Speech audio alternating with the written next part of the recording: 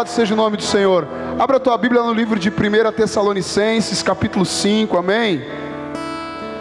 Foi o versículo que eu iniciei o culto nesta noite. Podemos assentar, por gentileza. 1 Tessalonicenses, capítulo 5, 23. Foi o versículo que eu comecei o culto no dia de hoje. E vai dizer assim no versículo 23: e o mesmo Deus de paz vos santifique em tudo, e todo o vosso espírito, alma e corpo sejam plenamente conservados, irrepreensíveis, para a vinda de nosso Senhor Jesus Cristo. Diga glória a Deus. Aqui está falando de espírito, alma e corpo. A Bíblia fala de espírito, alma e corpo. E nós precisamos, como homens e mulheres de Deus que somos, cuidar do nosso espírito. Amém? Ter a nossa espiritualidade, conhecer Deus, falar com Deus, ouvir Deus. Amém? Alimentar a tua espiritualidade em Deus. E nós precisamos também cuidar a nossa alma. Quando nós viemos para o culto, quando ouvimos a palavra de Deus, quando Deus fala conosco, o Senhor sara, o Senhor restaura, o Senhor cura a nossa alma. Mas como homens e mulheres de Deus que somos, nós também precisamos cuidar do nosso corpo. Quem está me entendendo diz amém. Amém? Faça atividade física, amém? Alimente-se de uma forma balanceada. Cuide do corpo, do templo do Espírito Santo. Diga não ao sedentarismo e diga sim para a vida, porque eu creio que Deus tem uma grande obra para realizar na tua vida. Só quem crê diz amém. E eu creio que Deus tem uma grande obra para realizar na minha vida, mas Deus só vai fazer se nós tivermos vida. Deus vai fazer se nós tivermos saúde. Quem está me entendendo diz amém. Amém? Então é sobre isso que eu quero começar fazendo essa introdução nessa noite, falando sobre o Novembro Azul. Amém? Eu quero começar dando um testemunho para vocês, dizendo que muitas vezes nós não damos muita importância para esses assuntos, né?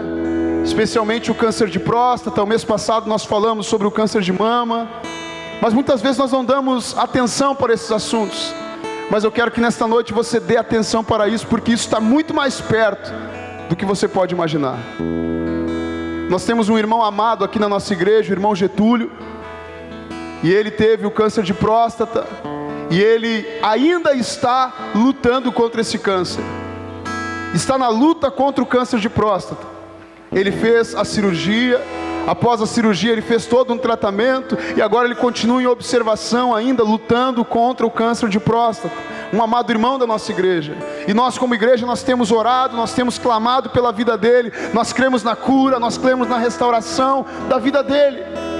Quero te convidar também, quando você lembrar na sua casa, ore pelo irmão Getúlio. É o esposo da irmã Ivana, um dos líderes do Ministério da Melhor Idade. Se encontra nessa situação e nós como igreja sentimos. É muito mais próximo do que podemos imaginar, igreja. Ainda ontem nós estávamos aqui na obra da igreja, e foi muito lindo o que Deus fez nesse lugar. Companheirismo, amizade, união, uma presença de Deus maravilhosa aqui. Quando de repente nós tínhamos mais trabalhadores do que ferramentas. E aí nós dizemos assim, temos que ir lá buscar mais carrinho de mão. Aí o meu pai disse, eu tenho um amigo meu que tem carrinho de mão, vamos lá, Hugo. Eu digo, beleza, vamos lá, pai. Aí pegamos o carro do pai, juntamente com o reboque, para ir lá na casa do amigo do meu pai. E esse amigo do meu pai, ele regula de idade com meu pai. Aí quando nós chegamos lá, ele estava sentado numa cadeira na frente de casa. E nós só entramos e ele já começou a falar. Ele disse assim, Russo, eu estou ruim. Eu estou assim, eu estou assado, eu estou sentindo isso, estou sentindo aquilo. E eu fui pesquisar. E eu vi que todos esses sintomas são sintomas do câncer de próstata. E eu estou indo no médico, comecei a fazer exame, mas com esse negócio de pandemia está difícil, eu não tenho um convênio. Eu quero dizer para vocês que esse tema está muito mais próximo do que nós podemos imaginar.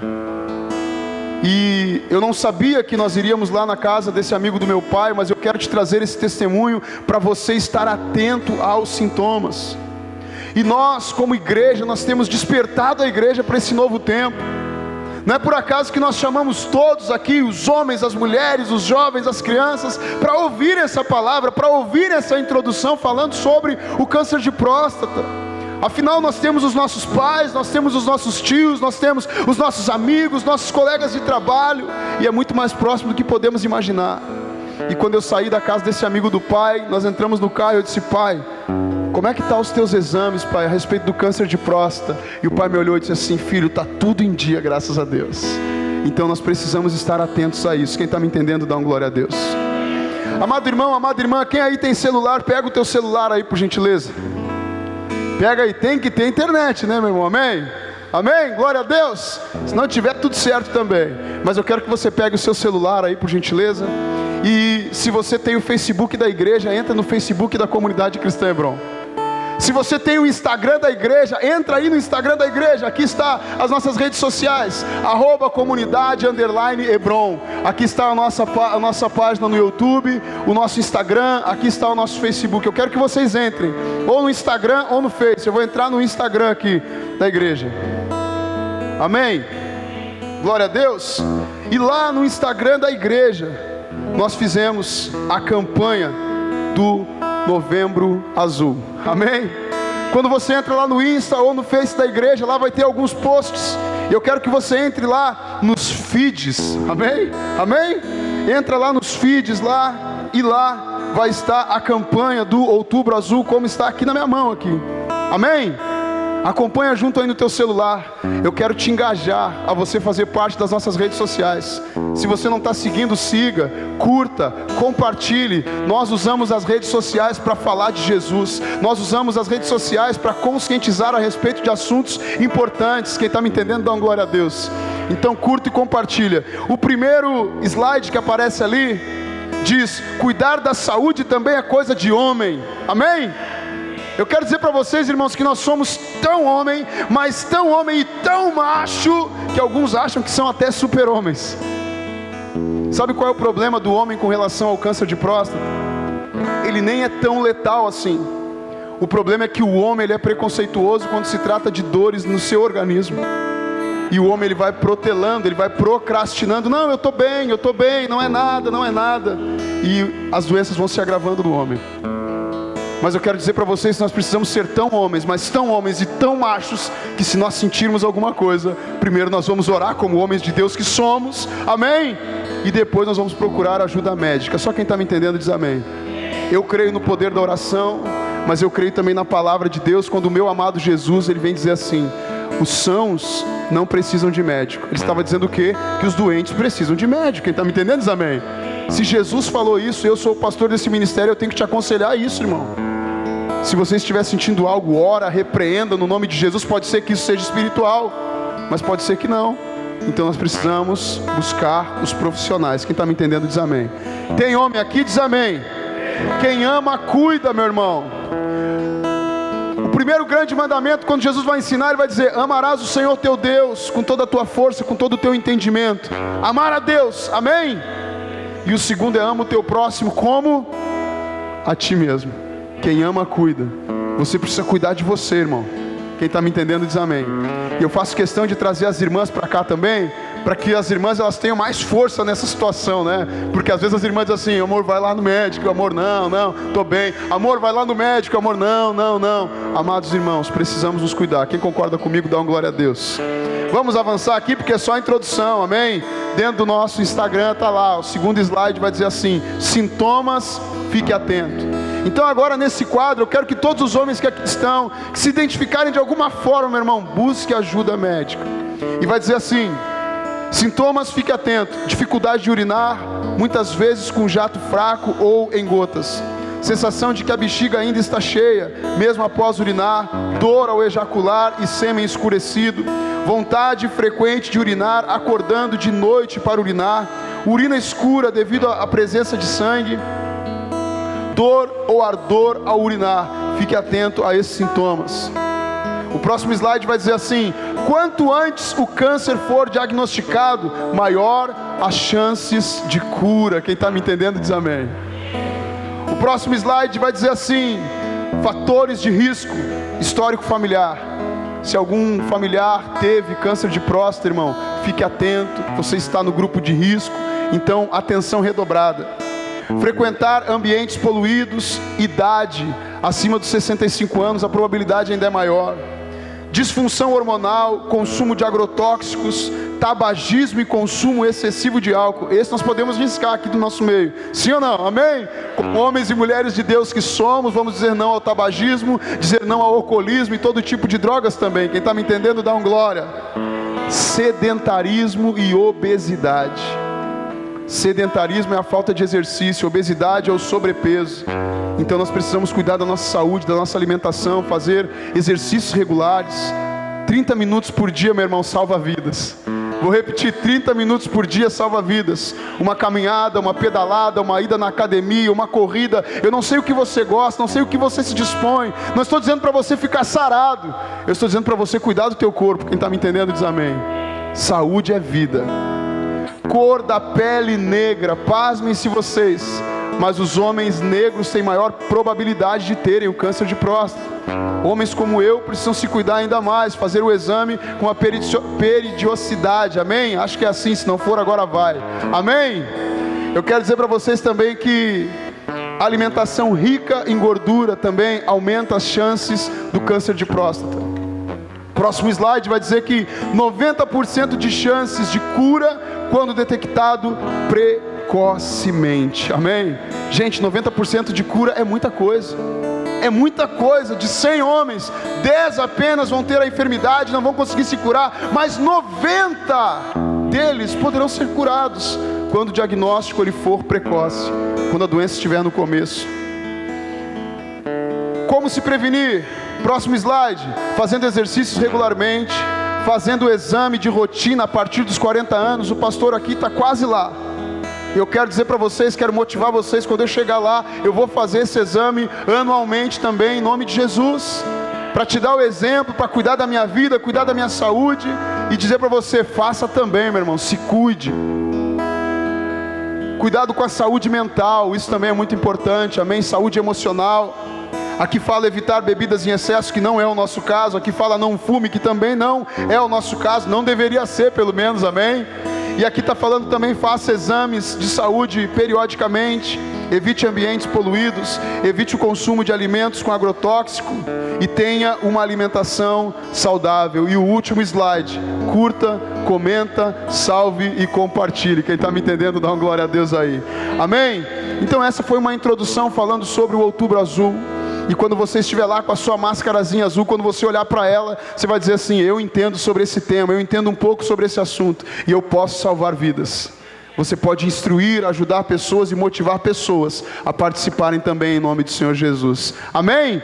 Essa era a introdução que eu queria fazer com vocês. E agora nós vamos receber o irmão Júnior, que vai estar ministrando a palavra de Deus. E em nome do Senhor Jesus, vamos receber esse servo do Senhor com uma forte salva de palmas. Que Deus te abençoe, mano.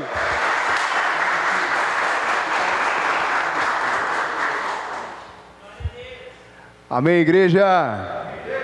Então essa foi a introdução, falando a respeito do Novembro Azul, bênção de Deus. Nós temos que nos cuidar, conforme disse o nosso pastor. Amém? Eu quero convidar você, assim como estamos, a fazermos uma oração neste momento. Senhor Deus e Pai, na Tua presença que nós estamos, Pai, te agradecemos, Deus, por este culto, te agradecemos, Senhor, pela Tua presença maravilhosa aqui neste lugar, em meio aos louvores, em meio, Senhor amado, a essa ministração, e nós queremos, Senhor amado, nos conectar contigo, Senhor amado, ainda mais. Nós queremos te pedir, Senhor amado, que o nosso coração, Senhor amado, ele seja como uma terra sedenta, como uma terra fértil, Pai, e que a Tua palavra, Senhor amado, ela seja como uma semente, Deus, e que nós possamos, Pai, nesses minutos, aproveitar tudo aquilo que Tu queres tratar conosco nesta noite, Senhor, em nome de Jesus. Eu convido você a levantar suas mãos para cá e orar comigo. Diga: Deus, nesta noite, usa o Teu servo Júnior, e que ele seja boca de Deus neste lugar. Fala comigo, fala comigo, fala comigo, e aplauda o Senhor, porque o Senhor irá falar conosco nesta noite. Gostaria de pedir que você virasse para a pessoa que está do seu lado e dissesse para ela assim, ó, vira para ela e diga para ela assim, ó, vai nessa tua força. Amém? Fala de novo, fala com vontade assim, ó, vai nessa tua força. Talvez ele pode não estar entendendo muito nesse momento, mas até o final dessa pregação eu tenho certeza que ele vai entender tudo aquilo que Deus quer falar conosco a respeito dessa frase. Amém? E eu quero convidar você agora a abrir a sua Bíblia no livro de Juízes, capítulo 6, versículo 11. Juízes, capítulo 6, versículo 11. Quem vai achando vai dizendo amém aí. Glória a Deus. Então a palavra de Deus diz assim: então o anjo do Senhor veio e sentou-se sobre a grande árvore de Ofra, que pertencia a Joás. E Gideão, filho de Joás, estava malhando o trigo num tanque de prensar uvas para escondê-lo dos midianitas. Amém? Até aqui. Então agora eu quero contextualizar com você essa história aqui, e nós vamos falar nesta noite sobre Gideão. Fala para quem está do seu lado, diga assim: nesta noite vamos falar sobre Gideão. Amém? Glória a Deus. Então, se você analisar comigo a partir do versículo 1, para que nós possamos chegar no versículo 11 e contextualizar e entender tudo aquilo que Deus quer falar conosco, nós vamos ver que no versículo 1, o povo de Deus, Israel, os israelitas, diz a palavra de Deus que eles fizeram o que era mal aos olhos do Senhor. Eles desagradaram ao Senhor. E por causa dessa desobediência, a palavra de Deus nos mostra que Deus entrega o seu povo nas mãos do inimigo, a saber, os midianitas. E diz a palavra de Deus que Deus os entrega nas mãos dos midianitas, e isso dura por 7 anos. Queridos, eu quero que você entenda que 7 anos é muito tempo. 7 anos para nós, que temos uma vida finita, é muito tempo. Então durante 7 anos, o povo de Deus foi assolado pelos midianitas. A palavra de Deus nos mostra que quando o povo de Deus, eles iam plantar, diz que os seus inimigos, os midianitas, eles vinham contra o povo de Deus, saqueavam o povo de Deus, roubavam todas as suas plantações, e não somente isso, roubavam também o gado, os bois, as ovelhas, todos os animais. Eles acabavam com o povo de Deus. Diz a palavra de Deus que quando os midianitas eles vinham contra o povo de Israel, eles vinham como se fossem gafanhotos. Alguém aqui já viu os gafanhotos devorando uma lavoura já? Eles vêm como uma nuvem negra, e são muitos animais, são numerosos, e eles vêm naquela lavoura e devastam tudo sem deixar nada. Isso era o que o povo de Deus sofria por conta dos midianitas. Eles eram muito numerosos, e eles vinham e devastavam tudo. O povo de Deus, ele se encontrava em um momento de extrema adversidade, sofrimento e luta. Nós vemos que o povo de Deus, eles estavam economicamente falidos. O povo de Deus também estava psicologicamente falido e também espiritualmente falido. Eles estavam em uma falência total por conta de tudo isso que estava acontecendo. A palavra nos mostra que os israelitas, eles empobreceram em cavernas, porque eles não podiam mais sair, porque os seus inimigos eles eram muito poderosos. E esse era o quadro em que o povo de Deus se encontrava. E diante disso, a palavra de Deus nos mostra que foram esses 7 anos, o período onde eles foram assolados, espremidos pelos midianitas. E ao final desses 7 anos, se você ler comigo no versículo 6, diz que o povo de Deus clamou ao Senhor. Eles clamaram por socorro ao Senhor, só depois de 7 anos, queridos. Amém? E quem aqui é povo de Deus, diz amém. Se você é povo de Deus, eu digo para você, querido, que o nosso Senhor, Ele é o socorro bem presente no momento da angústia. Se você se enquadra em qualquer uma das situações que nós listamos aqui, está passando por um quadro de dificuldade, eu digo para você, faça como o povo de Deus, clame ao Senhor. Porque quando nós clamamos ao Senhor, o Senhor Ele dá ouvidos ao nosso clamor. E com o povo de Deus não foi diferente. Diz que Deus Ele ouviu o que eles estavam clamando. Deus os repreendeu porque eles haviam se desviado, se voltado a outros deuses. Mas Deus disse: eu sou o Deus, o Todo-Poderoso, que tirei vocês da terra do Egito. Eu sou aquele que vou libertar vocês. E Deus diz mais, diz que Deus Ele envia ao seu povo um profeta. E esse profeta fala com o povo, animando o povo, dizendo do plano, do poder que Deus tinha a respeito deles, que Deus entraria com provisão para libertá-los, para resgatá-los daquela situação. Amém? E aí, depois dessa profecia, nós entramos então no versículo 11, aonde nós lemos aqui nesta noite. E nós vemos que no versículo 11 se apresenta um anjo de Deus. E aqui nós temos então uma teofania, que é quando uma aparição ou revelação da divindade ou manifestação do nosso Deus por conta dos anjos. Então diz que chega um anjo no versículo 11, e esse anjo se apresenta a Gideão. E eu pergunto para você, nós lemos o versículo 11, o que Gideão estava fazendo, igreja? Gideão estava trabalhando. Gideão estava trabalhando. Diz a palavra de Deus que quando o anjo se apresenta para Gideão, Gideão ele está lá malhando trigo, ele está batendo dentro de um lagar, ele tá ali batendo no trigo para separar as sementes das cascas. Se você não sabe o que é lagar, ele é um tanque de pedra, e esse tanque de pedra ele era utilizado para fazer suco de uva. Colocava-se então os cachos de uva dentro daquele tanque. Eles pisavam naquelas uvas, e o extrato da uva que saía eles coletavam, e ali eles faziam sucos e vinhos também. Amém? Isso era o lagar. Um tanque de pedra era o lagar. Então agora você já sabe o que é lagar. Amém? E é neste lugar que estava Gideão. Ele estava malhando o trigo em um lagar. Repita comigo: Gideão estava trabalhando quando o Senhor o chamou.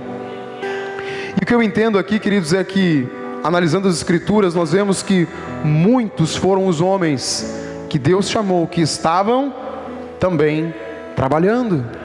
Amém? Quando Deus ele chama Moisés, lá em Êxodo capítulo 3, 1, diz que ele estava trabalhando.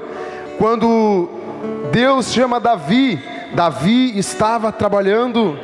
Quando Deus chama Pedro, André, Tiago e João, que eram pescadores, eles estavam também trabalhando. Eu digo para você, querido, Deus, Ele usa homens dispostos que estão trabalhando. Deus não usa preguiçosos, Deus não usa homens que estão ociosos. Deus usa homens que estão trabalhando. Então eu digo para você, trabalhe, se esforce, trabalhe, querido. Amém? Porque as pessoas que trabalham, elas são mais comprometidas e são mais diligentes, amém? Do que aquele que é ocioso. E o Evangelho, ele é algo urgente, algo importante. Então Deus, para confiar, Ele vai confiar a homens que são diligentes, homens que levam a sério a sua obra, sim ou não?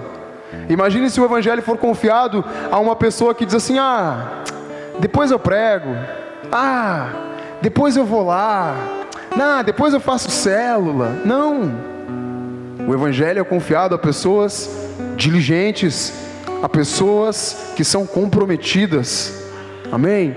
E é por isso que a gente vê algumas pessoas que eles fazem diversas atividades na igreja, e nós vemos outros que não fazem nenhuma atividade, porque o ócio gera ócio. Ou seja, se você está parado, a sua vontade é de ficar parado, e você vai continuar parado. O pastor ainda falava aqui no início do culto, falando a respeito de nós fazermos atividade física, sim ou não? Eu digo para você, querido, quando nós fazemos atividade física, mais atividade física nós queremos fazer. Sabiam disso? É assim. Quando a gente faz as coisas, mais a gente quer fazer. Quando a gente não faz, a gente não quer mesmo fazer. Amém? Eu digo também aqui para os líderes desta noite, tem alguns líderes aqui que nos ouvem, que nos veem. Às vezes nós temos algumas tarefas a serem feitas, a serem executadas na igreja, e a gente como líder, a gente às vezes pensa, puxa, eu vou usar aquele irmãozinho lá que não está fazendo nada. Eu vou usar aquele irmãozinho lá para fazer tal tarefa. Eu já tive algumas experiências dessas e não deram muito certo. Amém? Mas agora, quando a gente pega um outro irmão que já tem outras atividades, o camarada vai e, como diz o pastor, ele desemboca a missão. Ele vai e faz. Sim ou não? É assim. Às vezes você olha o pessoal do Ministério do Louvor ali, os meninos só tocam e tal. Negativo. O pessoal do Ministério do Louvor, eles fazem parte do Projeto Sozo, que é um projeto maravilhoso da nossa igreja. O pessoal do Ministério do Louvor, grande maioria é líder de célula. O pessoal do Ministério do Louvor trabalha na escolinha. O pessoal do Ministério do Louvor também fica na porta. Eles são trabalhadores. Amém? Ontem, como o pastor ainda disse, aqui na obra da igreja, muitos estavam aqui também quebrando, batendo, se esforçando. Eu digo para você nesta noite, saia dessa mornidão. Amém? Se você se mexer, as coisas vão começar a acontecer em seu favor. Quem crê nisso diz amém? Mais uma coisa que eu entendo aqui, quando nós vemos o anjo se apresentando a Gideão dentro de um lagar, é que Gideão, ele foi muito inteligente, porque ele teve uma estratégia. Eles estavam passando por uma situação de extrema dificuldade. Eles estavam passando por uma crise, como eu mencionei para vocês anteriormente. Eles não podiam sair para fora para malhar o trigo, porque o lugar correto de malhar o trigo é na eira, né? O que é uma eira? Fala para quem está do seu lado, diga assim, o lugar correto, diz para ele, o lugar correto de malhar o trigo é na eira. E agora pergunta para ele, tu sabe o que é eira? Alguns que estão rindo aí, acho que não sabem o que é eira. Então vamos lá, lagar você já sabe, que a gente já explicou, né? Agora vamos explicar o que é eira. A eira, ele é um lugar que ele é um lugar amplo, um lugar grande, e o solo da eira tem que ser um solo bem duro, né? Um solo bem firme, porque nessa eira é o lugar onde eles vão, depois de colher o trigo, eles vão bater o trigo no chão com bastante força para separar as sementes das cascas, certo? Então esse lugar era eira, era um lugar amplo. E o que eles faziam? Eles batiam então com o trigo, ou também eles pegavam o trigo e com carros de bois eles tiravam as rodas de trás. Então a carroça ficava inclinada assim, né? E os bois iam puxando, eles iam arrastando, né, a carroça, e ela ia esmagando ali então o trigo, separando as sementes das cascas. Depois que eles faziam esse processo, ou com a carroça, ou de bater o trigo, de malhar o trigo, então lá na eira, neste lugar amplo, eles pegavam aquilo que sobrava, cascas e sementes, jogavam para cima, vinha o vento e separava aquilo que era semente daquilo que era casca. A casca ia e a semente era o que eles faziam, né? Então, queridos, ele estava no lugar errado, porque ele não estava na eira, ele estava no lagar. O que eu entendo aqui, queridos? Que ele foi inteligente, ele teve uma estratégia para prover sobre a sua casa e sobre a sua família, né? Ele encontrou uma forma, em meio à crise, de continuar provendo sobre a sua família, sobre a sua casa, continuar levando trigo para eles. Ele foi inteligente, teve uma estratégia. Eu digo para você, querido, nesta noite, seja inteligente, tenha estratégias de Deus, querido. Muitas vezes nós ficamos reclamando em meio à crise, tá difícil, mas e agora, meu Deus? Tem algumas pessoas que, se o plano A dá errado, tu acaba com o campeão, tu acaba. Tem outros que não, tem outros que quando o plano A não dá certo, ele já logo cria uma estratégia e vai no plano B. Gideão foi no plano B, ele não podia sair para fora, se saísse seria pego, quem sabe seria até mesmo morto. Então era por isso que ele estava lá escondido no lagar, no seu plano B, gerando para sua casa, para sua família. Eu digo para você também nesta noite, as maiores descobertas aconteceram em meio às grandes crises, em meio a guerras. Muitas descobertas fantásticas aconteceram em meio à crise. Poderia citar alguma delas. Quem é que gosta de Nutella? Nutella, eu gosto muito de Nutella, aquele negócio muito bom, né? A Nutella, ela surgiu em um momento lá na Itália em que eles não tinham o cacau, porque todo o chocolate ele era feito de cacau. e a Nutella ela tem bem pouquinho teor de cacau e bastante avelã. Em meio à crise, não tinha cacau, eles vamos fazer outro negócio aqui parecido com chocolate e tal, e deu a Nutella, que até hoje nós comemos, sim ou não? Poderia falar de tantas outras invenções, leite condensado, por exemplo. Quem gosta de leite condensado? Como é que surgiu esse negócio?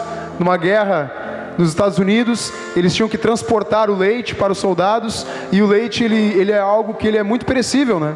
Se ele não tiver em temperatura adequada, ele logo perece. Então os soldados eles tinham que se alimentar, eles não conseguiam fazer com que o leite chegasse lá em bom estado, né? E eles levavam o leite e ainda dava ruim lá no soldado, lá que estragava a barriga. Aí um homem pensou assim, puxa, eu vou tirar a água desse leite, vou desidratar o leite e vou colocar açúcar, porque ele vai ficar mais calórico e eles vão chegar lá e vão ter o leite. E assim surgiu o leite condensado, que é comercializado hoje. E é muito gostoso esse negócio, né? Eu sou um formigão, gosto muito. Poderíamos falar de tantas outras invenções que foram criadas em meio à crise, certo? Eu digo para você nesta noite, se invente, se reinvente na crise, querido. Não fique reclamando, não fique murmurando. Se o plano A não deu certo, tenta o plano B. Se o plano D não deu certo, clama ao Senhor, Ele vai te dar uma nova estratégia para que você consiga prover e manter a sua família. Amém? Glória a Deus. Continuando então, nós vemos, depois disso, então que o anjo, ele aparece aqui no versículo 11, para Gideão. No versículo 12, então, o anjo fala com Gideão. Versículo 12 diz assim, o anjo disse a Gideão, o Senhor está com você, poderoso guerreiro, guerreiro valente, amém? Homem valoroso. Imagina o anjo dizer isso para esse camarada. Eu quero acreditar, queridos, depois a gente vai ler o versículo 13, pelo que Gideão diz, ele diz, ah, Senhor, como assim? Varão valoroso, guerreiro? Porque Gideão, ele deve estar pensando nesse momento aqui que o anjo está tirando uma com a cara dele. Gideão devia estar pensando assim, eu, guerreiro valoroso, eu, escondido dentro de um lagar, não posso nem sair para a rua, estou malhando trigo aqui nessa condição, tu não está me vendo, anjo, é comigo que tu está falando. Eu quero acreditar que Gideão estava pensando assim, porque o Senhor olha para aquele homem naquela condição, e ele diz, eu, varão valoroso, ah, Senhor. Aí no versículo 13 que ele diz assim, mas ah, Senhor, onde estão todas essas coisas, todas essas maravilhas que os nossos pais nos contaram quando dizem, não foi o Senhor que nos tirou do Egito, mas agora o Senhor nos abandonou e nos entregou nas mãos de Midian? Olha só o que ele está dizendo. Pô, Deus, eu, varão valoroso, porque ele não conseguia se enxergar como o Senhor estava enxergando ele, queridos. E aí no versículo 14, além de Deus ter chamado ele de varão valoroso, no versículo 14, ele diz assim, o anjo se virou para ele e diz assim, ó, vai nessa tua força, ou seja, vai na força que tu tem, vai lá, e eu estou te enviando, vai lá e liberta o meu povo. E é por isso que nós começamos esta pregação, e eu mandei você virar para a pessoa do lado e dizer assim, ó, vai nessa tua força. E muitos de vocês ficaram se olhando assim, mas que força. A mesma coisa que Gideão ele fez assim, mas que força. Eu digo para você nesta noite, vai nessa tua força. Porque Deus, Ele não olha como o homem vê. Deus, Ele consegue olhar, querido, todo o teu potencial. Por mais que você não acredite nisso, eu te digo nesta noite, Deus acredita em você. A palavra de Deus diz que o Senhor, Ele nos escolheu quando nós ainda éramos uma substância informe dentro do ventre da nossa mãe. Amém? Então, querido, Ele sabe todas as coisas a teu respeito. Ele sabe sim que você é um varão valoroso. Ele sabe sim que você é forte. E eu digo para você nesta noite, vai nessa tua força. Ei, Gideões presentes aqui, vão nessa sua força. Daqui a pouco você está como estava Gideão, não conseguia se enxergar daquela forma, diante de tantas adversidades, diante de tantas dificuldades. E aí a resposta de Gideão é: Senhor, mas o meu clã, versículo 15, ele diz de novo: ah, Senhor, mas que força ele está dizendo, Senhor, mas o meu clã, ou seja, a minha família, é a menos importante de Manassés, e eu sou o menor da família. Olha só o que Gideão está dizendo, Senhor, porque eram 12 tribos, a tribo de Gideão era a menor tribo, queridos. E aí Gideão está dizendo assim: Senhor, a minha tribo, a minha família é a mais fraca, é a menor, Senhor. E se isso não bastasse, Senhor, eu sou o menor ainda dessa família que é ruim. Eu digo para ti nesta noite, querido, o Senhor, Ele usa homens improváveis. Assim foi com Moisés. Moisés era o menor da sua casa, Deus o usou, sim ou não? Davi era o menor da sua casa, Deus o usou, sim ou não? Pastor Hugo era o menor dos gêmeos, Deus está usando ele, sim ou não? Amém. Daniel, Lucas, Marcos, todos vocês, Deus está usando vocês, queridos. Deus usa homens improváveis. Você é o improvável de Deus. Você homem, você mulher. Talvez você não consiga enxergar o que Deus consegue ver a seu respeito. Muitas vezes nós olhamos para nós como se nós fôssemos um gatinho tão pequeno, tão frágil, mas Deus olha para nós como se nós fôssemos um leão valoroso, poderoso. É assim que Deus olha para você. E eu sei que eu falo nesta noite para Gideões, tanto mulheres quanto homens. Deus quer usar você. E eu digo para você nesta noite: vai nessa tua força. Vai na tua força, querido. Você pode estar se perguntando: mas que força, Júnior? E quando eu estava ministrando louvor, em meio às canções, o Senhor me mostrava pessoas aqui no nosso meio que as lágrimas rolavam, como rolam nesta hora, neste momento. E daqui a pouco você está me ouvindo falar, e você pode estar se questionando: mas que força? E eu digo para você: a mesma força que te fez você entrar por aquela porta aqui nesta noite, essa é a tua força. A mesma força que faz com que você dobre os seus joelhos para orar, para clamar pela sua família, pela sua casa, essa é a força. Amém? Querido, você precisa ter fé, você precisa acreditar no Senhor. Daqui a pouco você diz: mas a minha fé é pequena. A palavra de Deus diz que se a nossa fé for do tamanho de um grão de mostarda, que é a menor das hortaliças, nós conseguiremos transportar os montes. Amém? Então, querido, creia, vai nessa tua força. Eu digo para você nesta noite: vá nessa tua força. E aí nós vemos, depois de tudo isso, que Gideão, ele ainda, apesar do anjo ter ali falado com ele, ter falado face a face com ele, imagina que maravilha, ainda assim Gideão não estava 100% confiante. E aí Gideão diz assim: se é Deus que está falando comigo através desse anjo, então vou fazer uma prova contigo. Espera aí, dá uma segurada aí, anjo. Eu vou lá preparar uma oferta, eu vou trazer essa oferta, e se for tu vai estar aqui me aguardando, e tu vai consumir essa oferta. Ele falou assim para o anjo. O anjo disse ok. Ele foi lá, preparou a oferta e voltou, apresentou aquela oferta.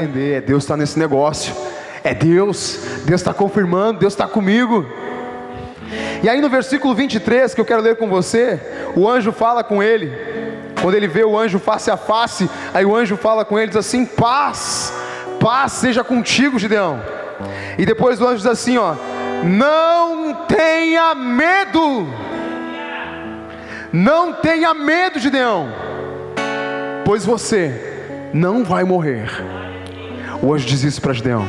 E quando eu leio essa frase, depois eu comecei então a estudar a respeito desta frase, não tenha medo. Eu fui ver quantas vezes aparece na palavra de Deus essa frase, não tenha medo. E eu vi que alguns historiadores, estudiosos, eles dizem que essa frase ela aparece 365 vezes. Não tenha medo, Deus falando para mim, Deus falando para você, falando para o seu povo, para que nós não tenhamos medo. E é isso que o anjo vem aqui e diz para Gideão: Gideão, não tenha medo, Gideão. E aí eu tenho uma Bíblia e eu fui estudar a respeito disso, e eu abri então alguns temas: não temas, não temais, não temerás. E aqui já apareceu mais de 300 vezes Deus falando conosco para que nós não tenhamos medo. Eu digo para você, querido, que o medo, ele é um sentimento natural humano. Todo ser humano tem medo, e isso de fato não é ruim, porque o medo ele nos protege. Se nós não tivéssemos medo, nós íamos sair atravessando a rua sem olhar para os lados, pulando de prédios de altos, né? Então o medo controlado é algo que, ok, mas o medo em excesso, ele traz muitos males para nós, queridos. Fala para quem está do seu lado, diga para ele assim, ó, não tenha medo. Amém.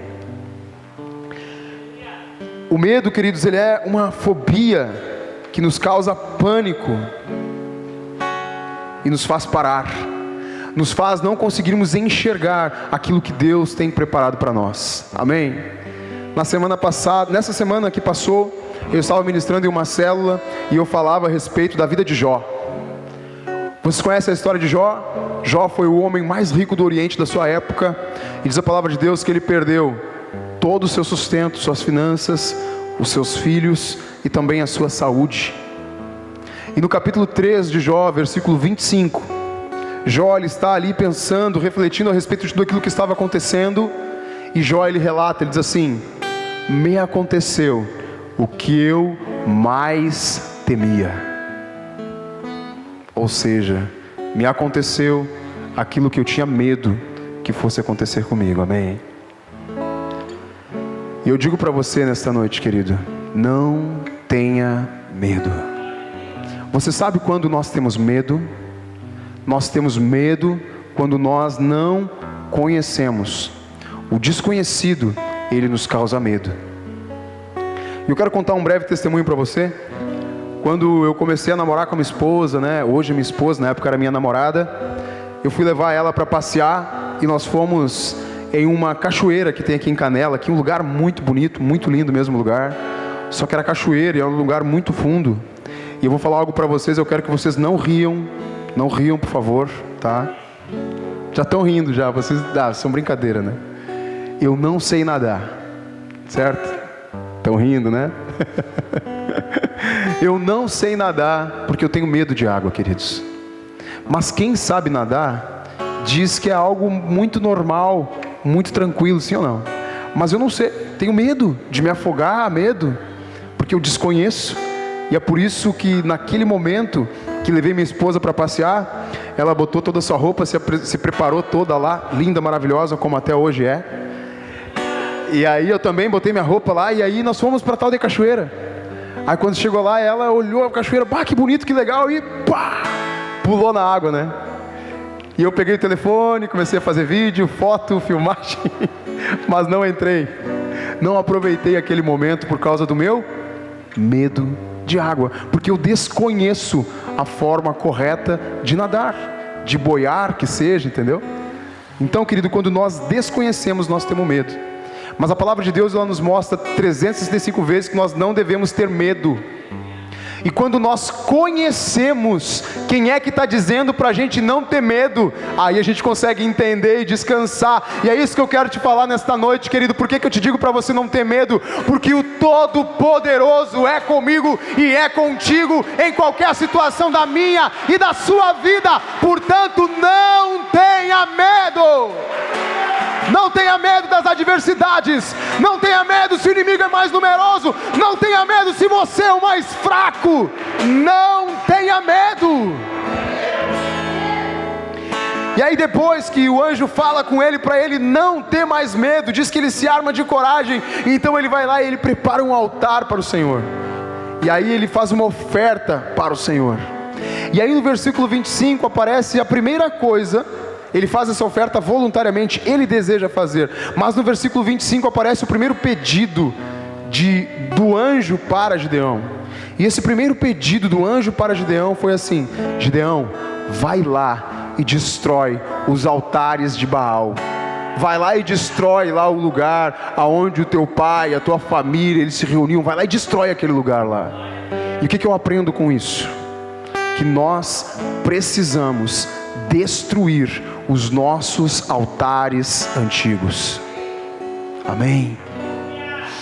Aquilo que nós nos prostrávamos, aquilo que roubava a nossa alegria, aquilo que nós amávamos, aquilo que nós adorávamos, nós devemos destruir esses altares, para que o Senhor possa cumprir em nós a sua obra maravilhosa, assim como foi na vida de Gideão. E o que são esses altares? Esses altares podem ser sexo, dinheiro, pode ser prostituição, podem ser jogos, pode ser qualquer coisa que você tinha qualquer tipo de ligação e amava fazer. Isso são os nossos antigos altares. Destrua esses altares e prossiga para aquilo que Deus tem preparado para mim e para você. Amém? E aí, continuando, e quando eu vejo aqui, depois que Gideão destruiu os seus altares, a palavra de Deus nos mostra um momento do versículo 36 em diante, fala que ele fala a respeito do velo de lã, né? Que Gideão, ainda depois do anjo ter aparecido com ele, ter falado para ele, ter confirmado para ele, Gideão pede mais uma prova de que era Deus com ele. E aí diz a palavra de Deus que Gideão, ele pegou um velo de lã e ele colocou na eira, né? Nós já falamos o que é eira, né? Lembra do que é eira? Gideão pegou um velo de lã e colocou no meio da eira, e ele disse assim para Deus: Senhor, eu vou colocar esse velo aqui agora à noite, amanhã de manhã eu vou vir aqui, e se estiver molhado apenas o velo de lã e todo o resto estiver seco por causa do orvalho, aí sim eu vou acreditar que tu está comigo, Senhor. Imagina que coisa difícil, né? Está molhado só o velo de lã e toda a eira está seco, só o velo está molhado. E aí Gideão fez assim, colocou o velo, dormiu, acordou no outro dia de manhã, e diz que quando ele chegou de manhã lá, ele pegou na mão e estava molhado apenas o velo de lã, e toda a eira, todo o resto estava seco. Isso é milagre, sim ou não? Mas claro que é, queridos. É um sinal maravilhoso, sim ou não? Mas claro que é, queridos. Gideão, ainda não satisfeito, ele disse: Senhor, obrigado por esse sinal, mas eu ainda quero ver ser tu, Senhor. Vou fazer o contrário agora. Disse Gideão, pegou o velo de lã e colocou lá o velo de lã e disse: Senhor, vamos fazer de novo, só agora vai ser o contrário agora, Senhor. Vou colocar ali o velo de lã e eu quero, Senhor amado, que se for tu, molha tudo ao redor e deixa só o velo seco. O contrário do que ele tinha pedido antes, né?